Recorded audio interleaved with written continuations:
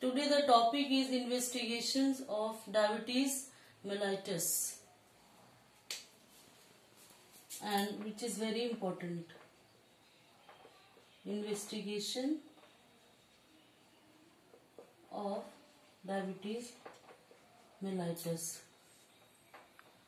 How can we confirm that patient is diabetic? Oftenly we see that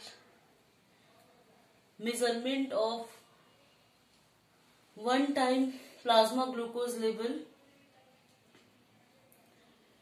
After measuring one-time plasma glucose level, we can confirm, and oftenly we confirm the case of diabetes. But this is wrong method. There are several criteria which must be fulfilled, and then we can confirm the patient is diabetic. So what are the criterias? Several criterias. It is diabetes is not confirmed by one-time measurement of plasma glucose level. So here we discuss about the several criterias through which we can confirm the case of diabetes. So this criteria contains two steps. One step goes through urine test, blood test, and then urine test.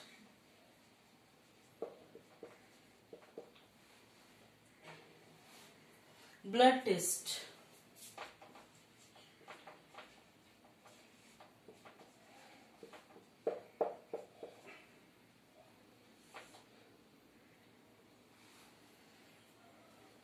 Cutoff value for fasting blood sugar is 100 mg per dl.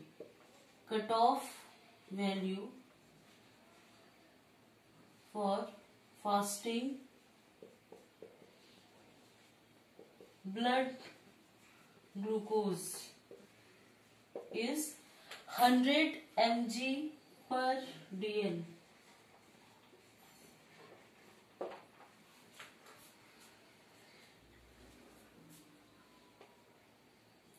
Patient is certainly diabetic.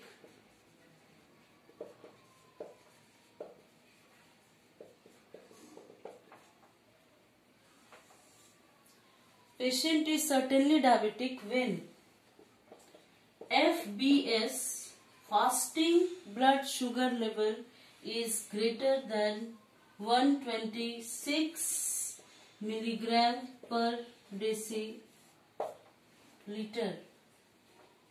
So here we are talking about the confirmation of diabetes. So if FBS is more than 126 mg per dl, patient is certainly diabetic. This is the first criteria for being diabetic. Second is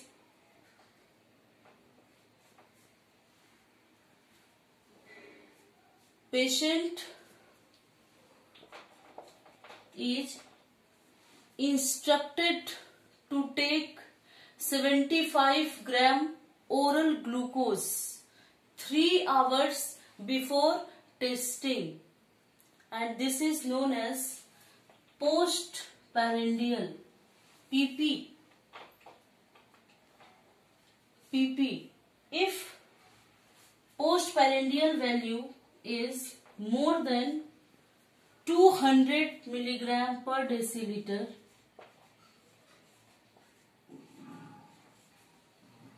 patient is certainly diabetic. So two conditions are mentioned here: FBS plus PP.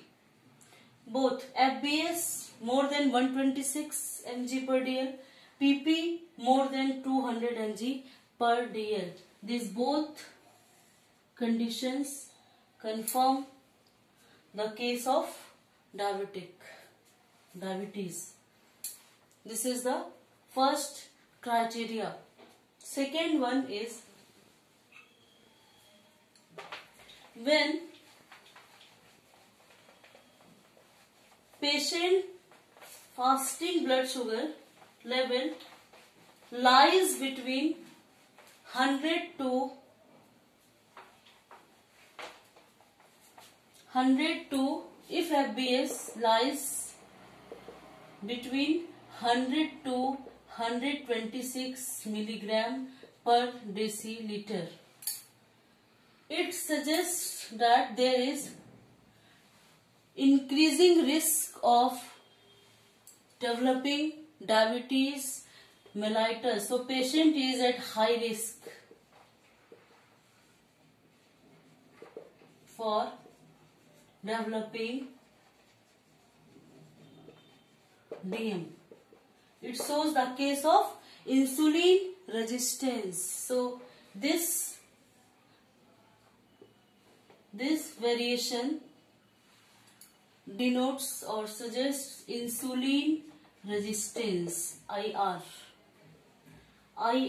If the value lies between 100 to 126. Now, the next criteria is if patient's FBS is normal, means 100, and PP means 2 hours after heavy meal. If blood sample is drawn, then the test is PP, postprandial test. This PP is more than 200.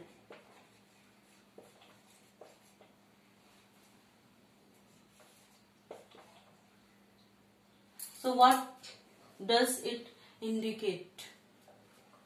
If fasting is normal and PP is more than 200. In this case we can help oral glucose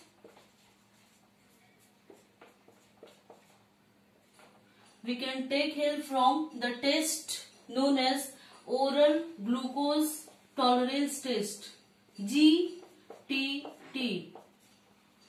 So what is GTT?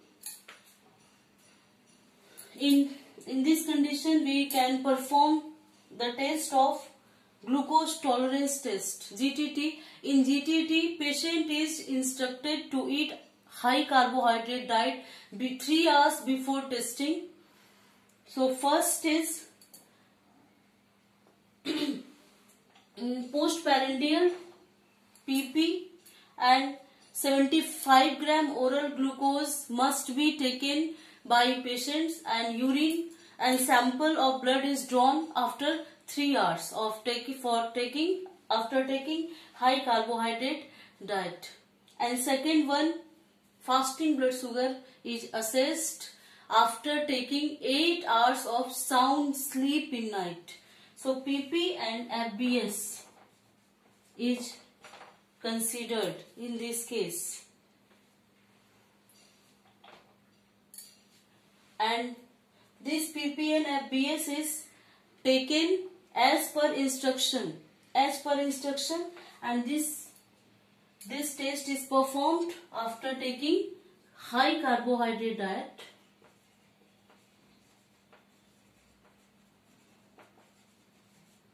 Or 75 gram oral glucose. And this FBS sample is drawn when patient took 8 hours of sound sleep. 8 hours of sound sleep. After fulfilling this criteria, if the glucose level is more than normal, then patient is certainly diabetic. So oral glucose tolerance test is necessary to confirm the case of diabetes if fasting blood sugar is normal. Now next is glycated hemoglobin test. Glycated hemoglobin test. HbA1c. HbA1c. Glycated hemoglobin test.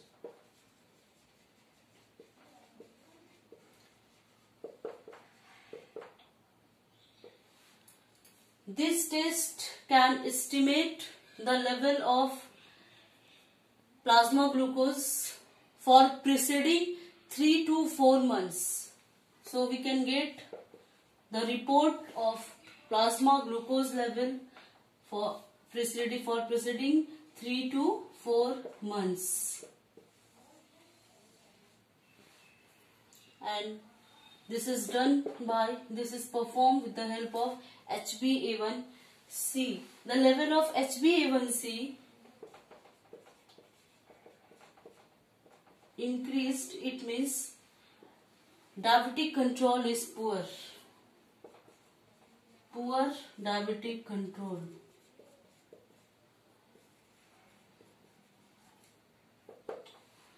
So indication of diabetic control for 3 to 4 months before the date of testing is confirmed by HbA1c test or glycated hemoglobin test. So what is the value of HbA1c? 250 to 300 mg per dl. It means 7% HbA1c. 300 to 350.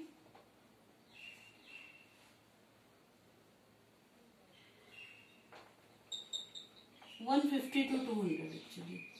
150 to 200, 7%. 200 to 250,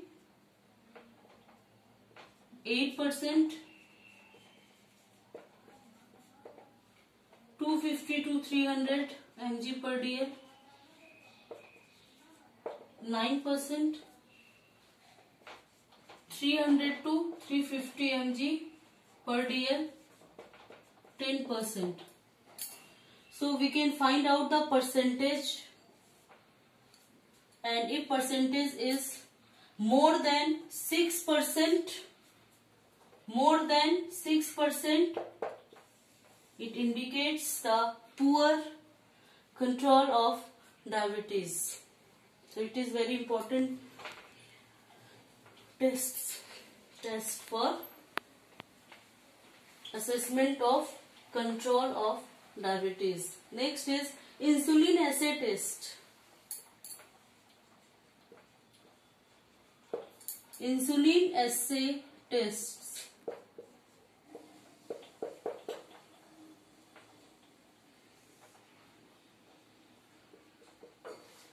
For assessment of insulin level.